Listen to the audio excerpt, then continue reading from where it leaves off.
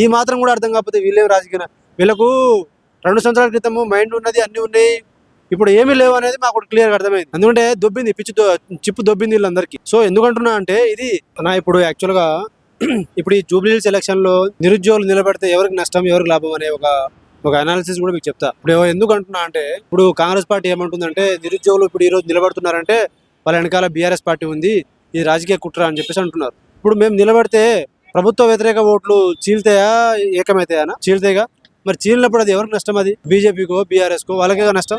వాళ్ళు ఓడడం కోసం ఎవడైనా పైసలు ఇచ్చి పెయిడ్ ఆర్టిస్ట్ చేసి వెనక నుంచి ఎవరైనా సపోర్ట్ చేస్తారా? ఈ మాత్రం రాజకీయం కూడా అర్థం కాకపోతే వీళ్ళేం రాజకీయ వీళ్ళకు 2 సంవత్సరాల క్రితము మైండ్ ఉన్నది, అన్ని ఉన్నాయి, ఇప్పుడు ఏమీ లేవు అనేది మాకు క్లియర్ గా అర్థమైంది. ఎందుకంటే దొబ్బింది చిప్పు దొబ్బింది వీళ్ళందరికీ. సో ఎందుకంటున్నా అంటే ఇది ఒకరు డబ్బులు ఇచ్చి ఎవడు కూడా వాళ్ళ కన్నుని వాడు ఎవడు పొడుచుకోడు. ఇది మేము యావత్ తెలంగాణలో ఉన్న అందరికి కూడా మేము మా సైడ్ నుంచి ఇచ్చినటువంటి క్లారిటీ ఏంటంటే మా వెనకాల ఏ పార్టీ లేదు, పాయింట్ నెంబర్ 1.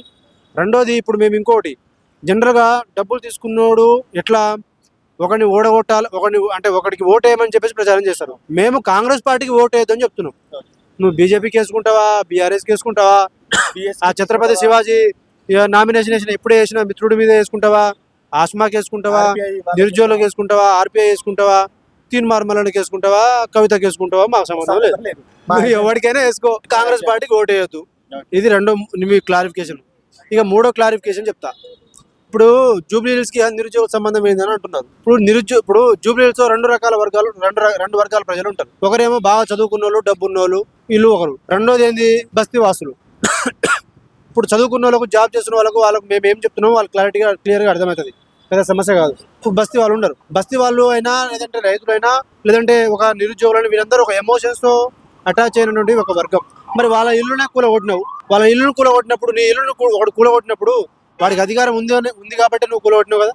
నువ్వు వాడి అధికారాన్ని పడగొడితే నీ ఇల్లును వాడు ఇంకోసారి కూలగొట్టడానికి రాడు అన్న ఒక చైతన్యాన్ని వాళ్ళకు తీసుకుపోవడం అనేది ఇది 4వ అంశం. మేము వాళ్ళకి చెప్పేది కూడా అదే ఉంటది. ఇక మా ఎమోషన్ కి దగ్గరగా ఉన్నటువంటి వాళ్ళు ఎవరైనా ఉన్నారంటే బస్తీ వాసులైనా, మైనారిటీ వాళ్ళైనా, వాళ్ళకు మేమేం సఫర్ అవుతున్నామో అది కూడా వాళ్ళ పిల్లలు కూడా కొంతమంది చదువుతారు, చదవకుండా ఏం ఖాళీగా ఉండరు. ఇప్పుడు మేము దీంట్లో ఎస్సీ ఎస్టీ బీసీలు ఉన్నాం. బస్తీలో ఎస్సీ ఎస్టీ బీసీలు ఉండరా? మరి రిజర్వేషన్ కి నువ్వు అగ్రెస్ట్ గా వచ్చినటువంటి జియో నెంబర్ 20 తీసుకొచ్చేవి. మరి ఈ విషయాలు మరి ఇదే జూబ్లీహిల్స్ లో ఎంతో బస్తీలు ఉన్నాయి, ఎంతో తండాలు ఉన్నాయి, ఇంకొకటి చాలా వర్గాల ప్రజలు ఉన్నారు. వాళ్ళందరికీ మరి ఎస్సీ ఎస్టీ బీసీలకు అన్యాయం తీసుకొచ్చినటువంటి జియో నెంబర్ 29 ఉన్నది.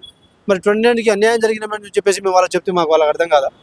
జియో నెంబర్ 46 అని చెప్పేసి ఇప్పుడు ఈ హైదరాబాద్ లో యాక్చువల్గా జియో నెంబర్ 46 వల్ల అది టాలెంట్ మీద కష్టపడి చదువుతున్నటువంటి ప్రతి ఎస్ఐపిసి రాసినటువంటి అభ్యర్థి ప్రతి ఒక్కరు కూడా ఇక్కడ జాబ్ చేసుకునే అవకాశం ఉండే. అది లేకుండా నువ్వు ఏదో రాజకీయం చేసుకొని నీ రాజకీయ లబ్ధి కోసమో జియో నెంబర్ 46 తీసుకొచ్చినప్పుడు మరి దాన్ని నువ్వు రద్దు చేస్తా అని చెప్పేసి 23 నెలల్లో ఎన్నిసార్లు సుప్రీంకోర్టు మెట్లకు జియో నెంబర్ 29 పంపిస్తావు, జియో నెంబర్ 46ని పంపిస్తావు. ఇప్పుడు ఎస్ఐపిసి వాళ్ళకు ఇప్పుడు నాకు తెలిసి ఒక 2 సంవత్సరాలు 3 సంవత్సరాల నుంచి ఒక నోటిఫికేషన్ లేదు. వాళ్ళు ఏజ్ అయిపోయినాయి. మరి ఏజ్ అయిపోయినప్పుడు మరి వాడు ఏజ్ రిలాక్సేషన్ ఇవ్వాలి. నువ్వు డిఎస్సి ఇవ్వవు, మెగా డిఎస్సి 25,000 ఇస్తా అన్నావు, దిగడం లేదు. గ్రూప్ 1 ఉన్నది, 1:100 పక్కన పెట్టు. నువ్వు కనీసం నిర్వహించాల్సినటువంటి గ్రూప్ 1 ఎగ్జామ్ కూడా సరిగా నిర్వహించలేదు కదా ఇన్నిసార్లు. ఇప్పుడు మొన్న మాట్లాడుతున్నటువంటి మాట ఏంటంటే ఇప్పుడు వీళ్ళకి ఎక్కువ పైసలు అయిపోయి కోర్టు కేసులు వేస్తున్నారు అని చెప్పేసి అంటున్నారు. జియో నెంబర్ 46 కూడా కోర్టు కేసు పైసలు ఎక్కువ చేస్తారా? జియో నెంబర్ 29 కూడా ఎన్నిసార్లు వేస్తామన్నా? గవర్నమెంట్ కోట్లు వేయగలుగుతుంది, కోట్లు ఉంటాయి గవర్నమెంట్ దగ్గర, నిరుద్యోగుల దగ్గర ఉంటాయా? కాబట్టి ఇవన్నీ బల్బు మాటలు ఉన్నాయి. కాబట్టి మేము ఒక వ్యక్తిని టార్గెట్ చేసి ఇక్కడ రాలే. మేము ఆ రోజు ఒక వ్యవస్థ మీద, ఒక పాలసీ మీద, మాకు జరిగినటువంటి అన్యాయం మీద మేము తెలంగాణ మొత్తం తిరిగినాం, వీళ్ళని పడగొట్టినాం. ఈ రోజు కూడా ఇక్కడ నుంచి నాంది మొదలవుతుంది. ఈ జూబ్లీహిల్స్ ఉప ఎన్నిక నుంచి రేపు లోకల్ బాడీ ఎలక్షన్స్లో కూడా అదే జరుగుతుంది, వచ్చే ఎలక్షన్లో కూడా అదే జరుగుతుంది. కాబట్టి మేము జూబ్లీహిల్స్ ప్రజలు ఒకటే నిర్ణయించుకోవాలి. మీరు తెలంగాణని చంపుదాం అనుకుంటున్నారా, లేదంటే కాపాడుకుందాం అనుకుంటున్నారా? ఇది ఒక్క విషయం తెలుసుకొని కాంగ్రెస్ పార్టీకి ఓటేస్తే మాత్రం తెలంగాణ సమాజం మొత్తాన్ని మీరు చంపుకున్నట్టే. మీరు చంపుకుంటారా? మరి చైతన్యం కలిగిన వాళ్ళు ఉన్నారు. ఒక హైదరాబాద్ మొత్తం, తెలంగాణ మొత్తానికి తలమానిగా ఉన్నటువంటి హైదరాబాద్ మీరు ఉంటున్నారు. మేము ఎప్పుడు కూడా హైదరాబాద్ వచ్చే బస్తీలో మేము ఎప్పుడు మాకు బస్సులు కూడా తెలియవు. కానీ మేము ఈరోజు కడుపు మంటతో ఇంతవరకు ఈ కార్యక్రమం మొదలుపెట్టినామంటే ఊర్లో ఎవరు తెలియని వ్యక్తుల దగ్గర మేము ఈ యొక్క కార్యక్రమం ప్రయత్నం చేస్తున్నామంటే ఎంతో కడుపు కాలితే కానీ ఈ పని చేయం. కాబట్టి రేపు రాబోయే రోజుల్లో మేము తెలంగాణలో నిరుద్యోగ యువత మొత్తం స్వచ్ఛందంగా ఈడ వచ్చి ఈ ఈ జూబ్లీ హిల్స్ అడ్డా నిరుద్యోగుల అడ్డాగా మార్చకపోతే మేము నిరుద్యోగులమే కాదు, మా నిరుద్యోగ సత్తా ఏందో మేము చేసి చూపిస్తాం.